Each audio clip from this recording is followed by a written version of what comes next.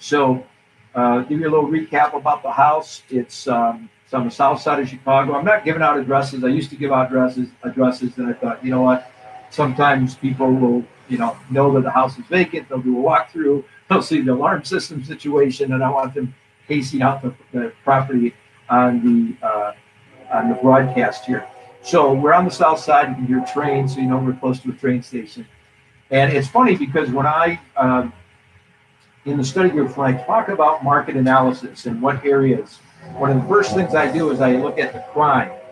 And I got to make sure, and I use Trulia.com. You can use your own method, but I use Trulia.com because it is a third party.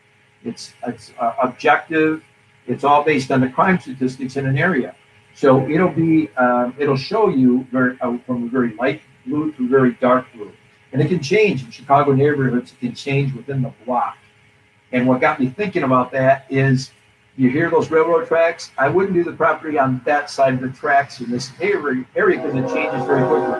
Because the whole thing about if I grew up on the wrong side of the tracks, well, neighborhoods can change. One of the areas that they change is maybe on the other side of railroad tracks because it's not free flow between the two. Also, the other areas, if you have a major street, if you have a different school district, obviously, it can make a huge difference in analyzing it. So when doing this deal and analyzing the crime, I was okay on this block. I probably wouldn't have done the project if it was even one block over. And that's pretty much proven to be true. I haven't had the problems and so forth on this project as far as crime break-ins. In fact, I tried to break into my own house a little while ago because I don't have the keys, and I found no place to get into my house, even with turning off the alarm. I'm still not going to be able to get in. So this house was brought to me by a wholesaler. It's a wholesaler that actually has a pretty unique business model, and that they're licensed brokers. Even before they changed that rule in the state of Illinois, they only now allow you to assign one contract, in other words, one wholesale deal, if you're not a licensed broker. Otherwise, you have to be a licensed broker, or you have to double close on a property. So this one was brought to me by a licensed broker that really has their own wholesale model. He's brought me a couple properties. This is at least the second one, maybe more that I've done with them. So we bought this one for, I think it's $55,000, and I'm going to give you as close to the numbers as I can recall. I just have a lot of projects going. We didn't have time to, refresh the paperwork, but I think it was about 55,000, 56 maybe, that we bought it from a wholesaler. And the original budget was about 100, between 100 and 110. I've got to refresh my memory on that. I think it was about 100, 110. Let's call it 105. So we would be 55 plus 105, and 160 into it plus holding costs. And when I evaluated the properties, I knew it would be a stretch, but I thought that we could get 200, 210, 225, somewhere in that neighborhood. And the good thing about this particular project is even before it went on the market, we showed it to somebody who I have a relationship with through another broker, and they saw the house, they loved it. We actually had a verbal agreement before it went on the market. But since the person that brought me the project is a licensed broker, we want to do everything. We're going to do it through his brokerage. So what we're going to do is we had the agreement, but then we listed it immediately. The agreement was for 220. So that's pretty much the maximum of what we could do would be at that price. So we got it under contract for 220, and we listed it at 225. Boom, at 220 right away. We wanted to see, a little bit of spread there, and we hopefully will close within the month. The attorney's already contacted me.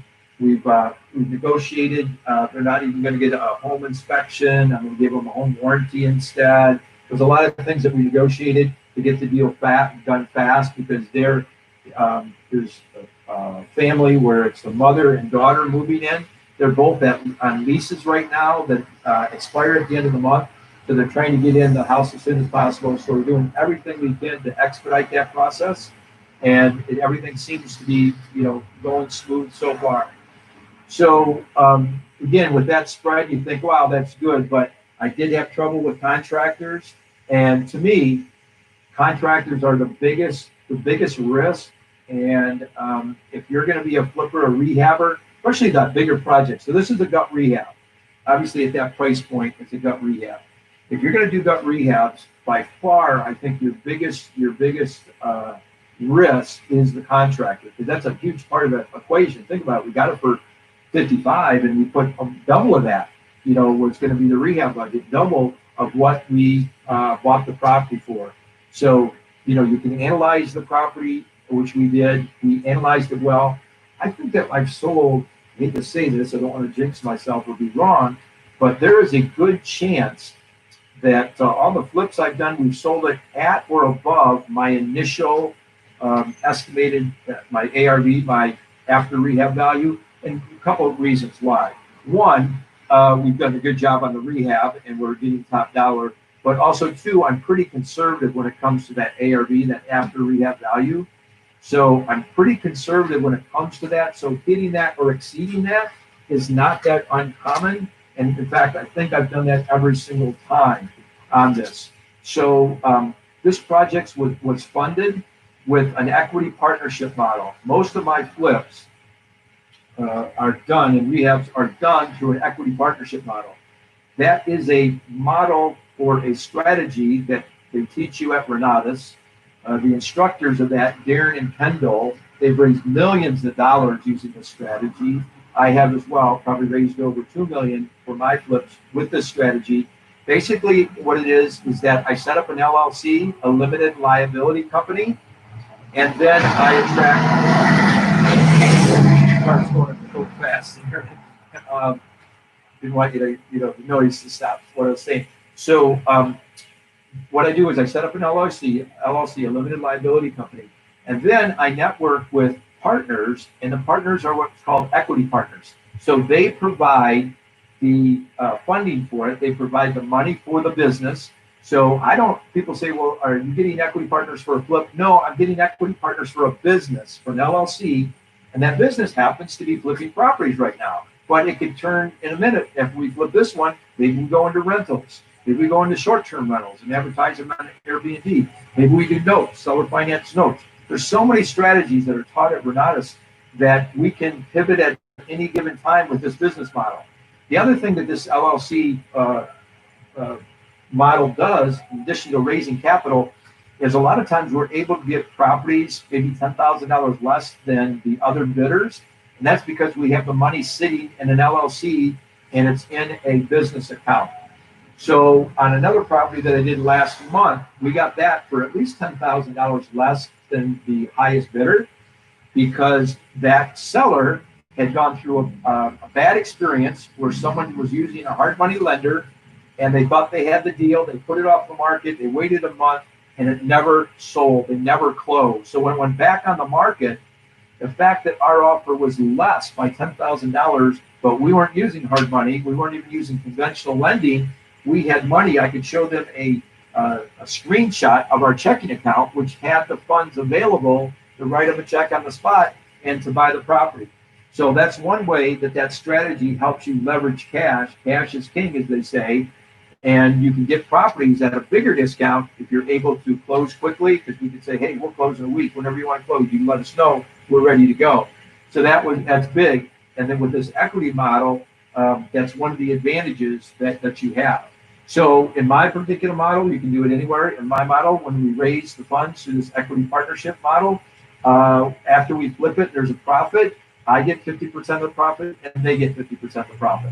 And we don't go into a project unless we believe the projection has to be at least 30% annualized.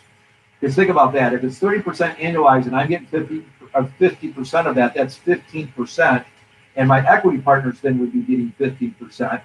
Therefore, they're happy and I'm happy, making 15% on their money. So that's my business model about this. Now let me, I'm going to look to see if we have questions about that. Then I'm going to walk around the outside. And again, I'm waiting for my keys to get in here because my contractor had the keys. It wasn't his fault. I actually thought I had an extra set of keys, and the keys that I had must have been the old keys to here before we switched them out. So I'm going to look at the chat here. Any questions that I can answer to you about our business model, about going after a property like this? And by the way, this is a bungalow, and we'll go through. All right, I'm not seeing anything. Okay, so let's do this. I have a cameraman made it. Maybe it's going to be hard to maybe for you to see where we're going, or what you're going to have to kind of look at the screen maybe on the side. So let's see whether or not I'm in frame here. Okay, so you get to it in now just a second here. We will talk it through. Okay, so I'm going to go a little bit on here, right here, and then I'll add to do it. Okay, so I can see on the side. Okay, so you can see this is a typical Chicago bungalow, and the upstairs up there that was already dormered out, and that's huge. See, a lot of times it would be dormered in the front and maybe dormered in the back, but not on the side. I want to get a shot of this. The side of the house over here, you can see that it also has, I want to make sure that's in the frame here. Let me see. You can see that it also has, I'm trying to do it that way. All right. See, it also has a dormer up there on the side, and it has a dormer on the other side and one in the back. So even though that's an attic, that's a very, you see when we get in there, that's a very functional second story. And a lot of times rehabbers have to put the dormers in. I try to look for ones that have a high enough attic that I don't have to, because I don't want to have to put a second story in. I don't want to put dormers in. It's costly for one thing, takes a long time. They're going to be very strict on the permit as well. So this was already done. So we just have to really finish that upstairs.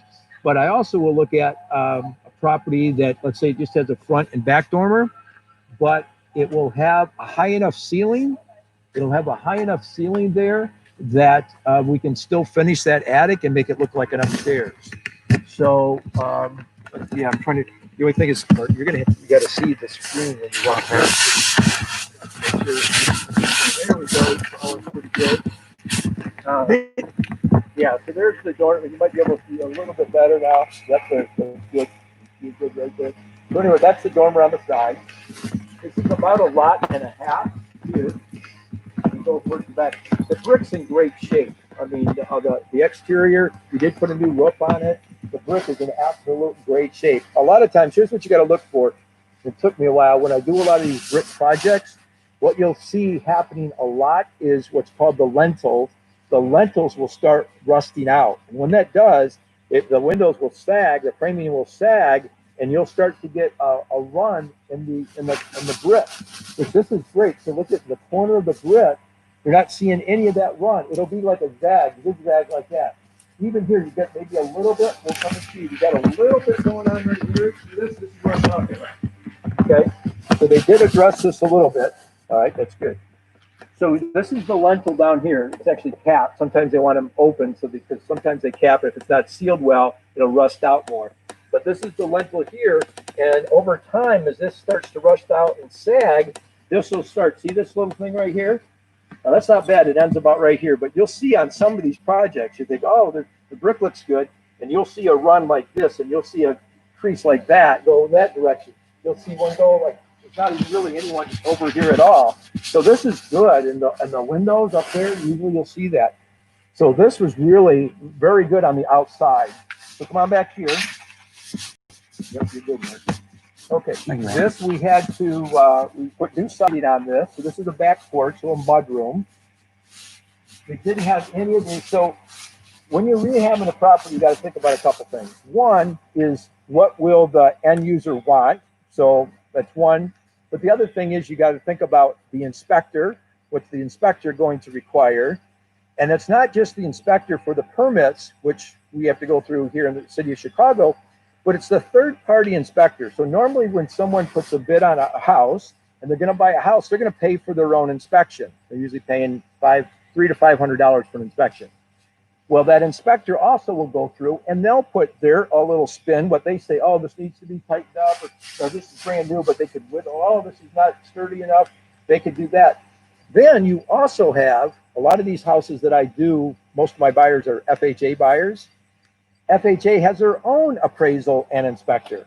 It's an appraiser / inspector at the same time. And they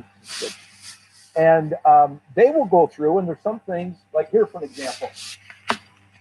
this is out of experience. I've done this before where I've had, let's hold it down a little bit, get a shot of this right here. There we go.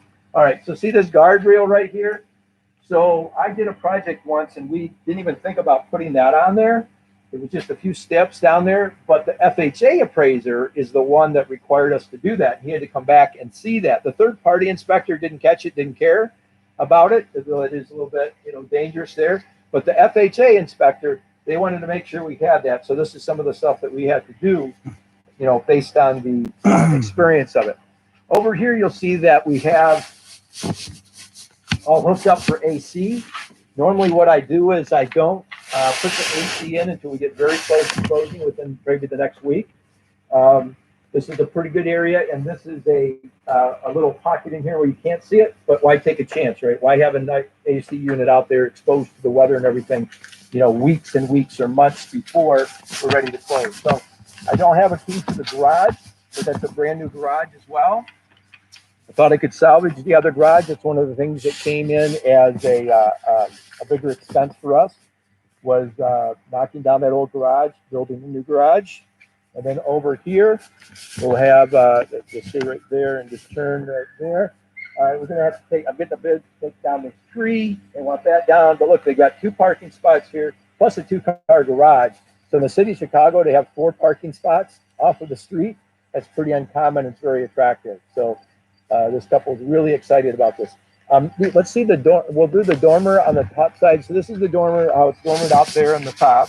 Yep, great. You can see that on the top. So that's going to be a backside room that they'll be able to walk through and so forth there. So, all right, let's, I think that's it back here. You've got the alley off the back. So I'm going to go up towards the front, and then I want to see if we have some picture or questions about the exterior. And I'm hoping to see my contractor's truck pull up anytime. Hopefully you didn't get stuck with the traffic. But I did want to cover a few of those things with you. So a lot of times in these older houses too, they're always dealing with. Give your little arms a little break there. I'm good. I'm good, Randy. Well, it might be another hour. All right. Take your breaks when you get it. Okay. So anyway, down here, a lot of times you'll have some concrete work that needs to be done. That's very typical, where you've got concrete there, a little handrail here. You may have to put a handrail in there. I didn't even think about it. The FHA appraiser, they may make us do one here as well. In fact, I'm sure they will. We'll just have to figure out what the best way to accomplish that is. But you can see the beautiful, and this is the nice thing about these bungalows in Chicago. Look at the beautiful work. I mean, the design, the brick, they don't, do that like that anymore. All the little features, all the little details and stuff are great. We'll go and just look on this side here. One of the trees came down. If you're not from Chicago, you may not know it, but we had a really bad storm. We're calling it an inland hurricane that we had. But here's a shot here where you can see the other dormer. So that dormer, when we go upstairs, that is the bathroom on this side. On the right side, that's a bathroom, that window there. And then the other one is the bedroom. The back bedroom has, big space back there for closet and everything. And downspouts. We've got coming out here, we still got to cap it off, but you can see on the side there, we have the vent. So we have a high efficiency furnace and a high efficiency hot water heater. And I'll just come in. So we'll, I want you to get value out of this. Even if we don't get on the inside, you're going to get a lot of value on the outside and a lot more detail. So here's the, so this is for the high efficiency. This is for the high efficiency hot water tank, so it doesn't have to go through the roof. And then this is the vent for, we'll have to cap it here, but that's the vent for the bathroom that's in the basement. So we've got that. And let's see, anything else here on the front. So I'll go towards the front and I will see what kind of questions we have about the exterior.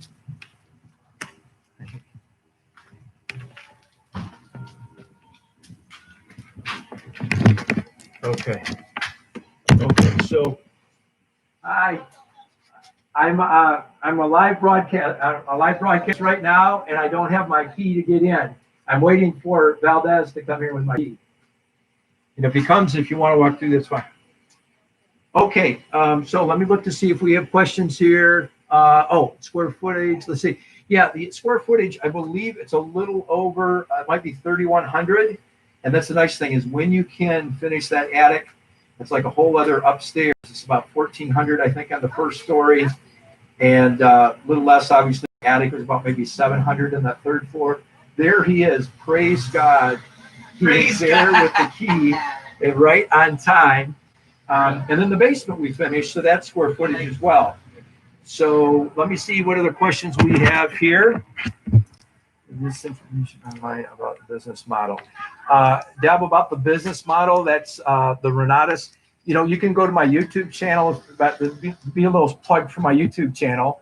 So if you haven't subscribed to my YouTube channel, please subscribe to my YouTube channel. And I do have a little bit of snippet. So about that business model, I might spend 15 minutes on that business model about what I just told you.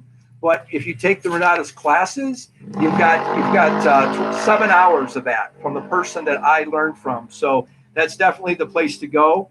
That's the best way to do it, is going through the Renatus education. And again, I'm not an attorney and, you know, give you a ton of disclaimers, but that's how I learned. That's what I was able to do. So just by the way, some people drove by and they showed up. It's actually the